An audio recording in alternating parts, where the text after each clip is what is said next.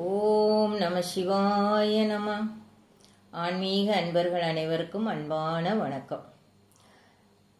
நம் சிவபுராண சிந்தனையின் தொடர்ச்சியில் இன்று நாம் இந்த பதிவில் காணப்போவது உய்ய என் உள்ளத்துள் ஓங்காரமாய் நின்ற என்ற அடிகளை பற்றி ஆகும். உய்ய உய்ய என்று முதலில் பார்க்கலாம்.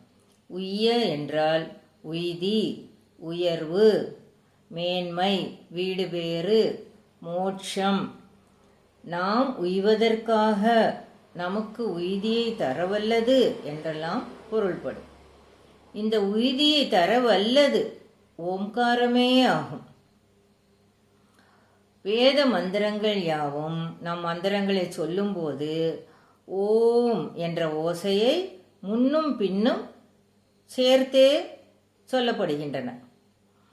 மந்திரங்கள் உச்சரிக்கும் போது ஓம் என்று சொல்லிவிட்டே உச்சரிக்க வேண்டும் என்று வேத ஆச்சாரியர்கள் சொல்கிறார்கள். ஓம் என்று சொல்லாமல் மந்திரம் சொல்வது நரகத்திற்கு வழியாகும் என்றும் சொல்கிறார்கள். இப்படி மந்திரங்களோடு சேர்த்து சொல்வது மாத்திரமல்ல, சொல்வது சிறப்பு என்றாலும் தனியாக ஓங்காரம் ஓம் என்று ஜபம் செய்வது அதைவிட மிகச் சிறந்தது. இந்த ஓங்கார ஜபம் உயர்வு தாழ்வு இல்லாதது. அதாவது உயர்வு தாழ்வு, உயர்ந்தவர் தாழ்ந்தவர் என்றோ, அந்நாட்டவர் இந்நாட்டவர் என்றோ, அவர் இவர் என்றோ எந்த பேதமும் இல்லாமல் யார் வேண்டுமானாலும் ஓதலாம் என்று பதஞ்சலி யோக சூத்திரத்தில் கூறப்பட்டிருக்கிறது. ஓம்காரம் பிரணவம் என்றும் சொல்லப்படும். பிரணவம் என்றால் மிக பெரியது, புதுமையானது, புகழ்மிக்கது என்று பொருள்படும். ஓம் என்று ஜபம் செய்பவர்களுக்கு துன்பம் மிகுந்த பிரபஞ்ச வாழ்வு இல்லாமல் போகும். அதாவது மோட்சம் கிடைக்கும், பிறப்பு இறப்பு இல்லாமல் ஆகும். இதனால் சுவாமிகள் உய்ய என்று இங்கே அருளி செய்திருக்கிறார்கள். என் உள்ளத்துள், என் உள்ளத்துள் என்று பார்க்கலாம். நமச்சிவாய, ஓம் நமச்சிவாய என்று மந்திரத்தோடு சேர்த்து சொல்வது மாத்திரமல்ல, அது மட்டுமல்லாமல் ஓம் என்றும் தனியாகவும், ஓம் என்று தனி ஒலியாகவும் ஓசையாகவும் தனி மந்திரமாகவும், அதாவது ஓரெழுத்து மந்திரமாகவும் பஞ்சாட்சரமாகவும் எல்லா விதத்திலும் தன் உள்ளத்தின் உள்ளேயே சுவாமிகள் எப்போதும் ஜெபித்து கொண்டே இருந்தார்கள். அதனால் என் உள்ளத்துள் என்று சொல்கிறார்கள்.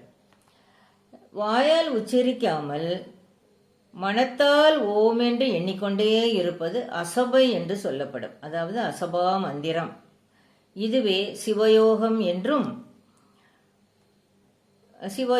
என்று சொல்லப்படும்.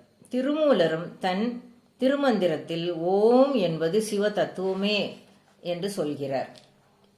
இப்படி மனதில் ஓம் என்று சொல்லி சொல்லி உரியேற்றினால் அது உள்ளத்தின் உள்ளே கடந்து சென்று ஆழமாக அழியாமல் பதியும் என்பதை காட்டவே உள்ளத்தின் உள் என்கிறார் சுவாமிகள்.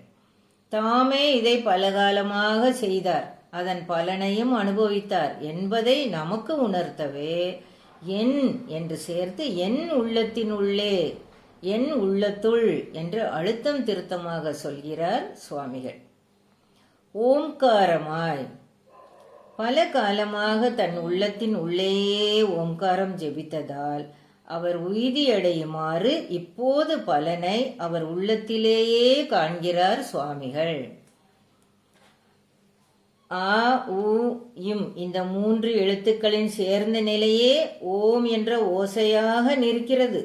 இதனால் இதை ஓரெழுத்து ஓசை, அதாவது ஓரெழுத்து மந்திரம் என்று கூறுவார்கள். கடவுளும் கடவுளின் பெயரும் கடவுளின் அருளும் எல்லாம் சேர்ந்ததே இந்த ஓம்காரமாகும். நமசிவாய என்பதும் இந்த ஓம்காரத்தின் விரிவே ஆகும். ஓம் என்பதில் எல்லாம் அடங்குகிறது. ஓம் என்ற ஓசையின் அதிர்வுகளில் இருந்துதான் உலகங்கள் படைக்கப்பட்டிருக்கின்றன. நம் உடம்பும் இந்த ஓம் என்னும் ஓசையாலேயே ஆக்கப்பட்டிருக்கிறது. மிகவும் அமைதியாக தனியாக ஓரிடத்தில் அமர்ந்து தியானம் செய்து நம் செவியில் கை வைத்து உற்று கேட்டோமானால் இந்த ஓம் என்ற ஓசை நமக்கு உள்ளேயே ஒலிப்பதை நாம் உணரலாம். இந்த ஓங்காரத்தை சொல்ல சொல்ல இறைவனை நம் நெஞ்சில் காணலாம். இந்த ஓங்காரத்தை தாரக மந்திரம் என்றும் சொல்வார்கள். தாரகம் என்றால் தாண்டுவது. இந்த ஓங்காரத்தை ஜெபித்து இந்த பிரபஞ்ச கடலை தாண்டலாம். பிரபஞ்ச கடலை தாண்டுவது என்றால் என்ன? இந்த பிறப்பை ஒழித்து வீடு வேறு அடைவது என்று பொருளாகும். கடலை தாண்ட உதவும் கப்பலுக்கும் தாரகம் ஒன்று என்ற ஒரு பெயர் உண்டல்லவா? அதனால் இதை தாரக மந்திரம் என்றும் சொல்வார்கள். சைவ சமயத்தவர்கள் ஓம்காரத்தின் விரிவே 5 எழுத்து, அதாவது நமசிவாய என்று சொல்கிறார்கள்.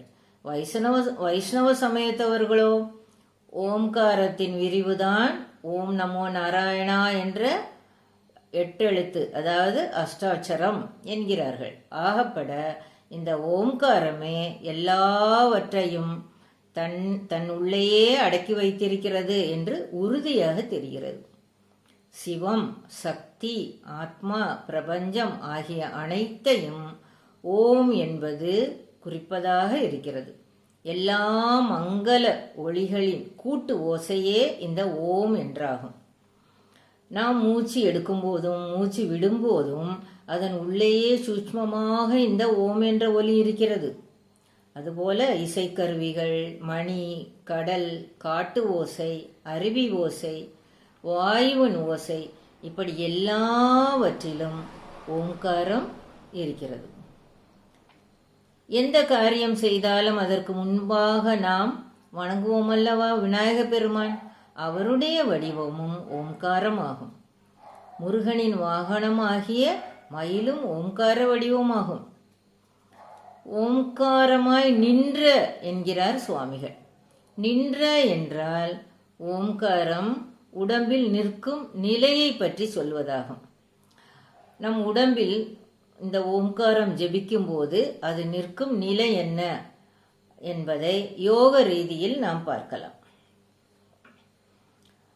இதற்கு முன்பே பார்த்தோமல்லவா, ஆ உ இம் என்பதின் கூட்டு ஓசையே இந்த ஓம் என்று பார்த்தோம்.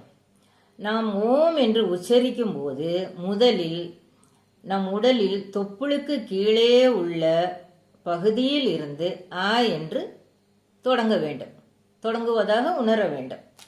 பிறகு உடலின் மார்பு பகுதியில், அதாவது நடுப்பகுதியில், உடலின் நடுப்பகுதியில் ஊ என்றும் புருவ மத்தியில் இம் என்றும் ஒலி முடிவதாக உணர்ந்து இந்த ஓம் மந்திரத்தை சொல்ல வேண்டும். இப்படி உச்சரித்தால் நாம் ஆ என்று தொடங்கும் போதே சுழுமுனை நாடியில் ஒளி உண்டாகும். இந்த ஒளியையே சிவலிங்கம், ஜோதிர்லிங்கம் என்று யோகிகள் சொல்கிறார்கள். ஓசையுடன் சேர்ந்து ஒளி சமனம் ஏற்பட்டு புருவ மத்தியை அடைந்து பிறகு அதையும் கடந்து உச்சந்தலையில் சென்று அடைவதை நாம் உணரலாம். அகப்பூசையாக செய்யும் இந்த யோக முறையை அக்னி யோகம் அல்லது சிவயோகம் என்று சொல்வார்கள். இப்படி ஓங்காரத்தின் பெருமையை சொல்லிக்கொண்டே போகலாம்.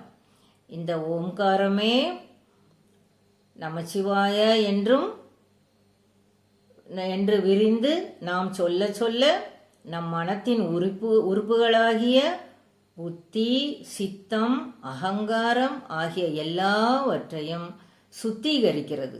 நம் மனதை சுத்திகரித்து மேன்மையான நிலைக்கு உயரச் செய்கிறது. இப்படி ஓம்காரம் நம் உடம்பின் உள்ளே நின்று செய்யும் மாற்றங்களையும் அப்போது ஏற்படும் விளைவுகளையும் பற்றி சொல்லவே இங்கு நின்ற என்ற சொல்லை சொல்கிறார் சுவாமிகள். ஓம்காரமாய் நின்ற என்று சொல்கிறார். உய்ய என் உள்ளத்துள் ஓங்காரமாய் நின்ற, நான் உய்தியடையும் பொருட்டு என் உள்ளத்தின் உள்ளே ஓங்காரமாய் நின்றவன் இறைவன், ஓங்காரமாய் நிலை பெற்றவன் இறைவன் என்கிறார் சுவாமிகள். இனி அடுத்த பதிவில் அடுத்த அடிகளை பற்றி சிந்திக்கலாம். ஓம் நம சிவாய நம. வெற்றிவேல் முருகனுக்கு அரோகரா.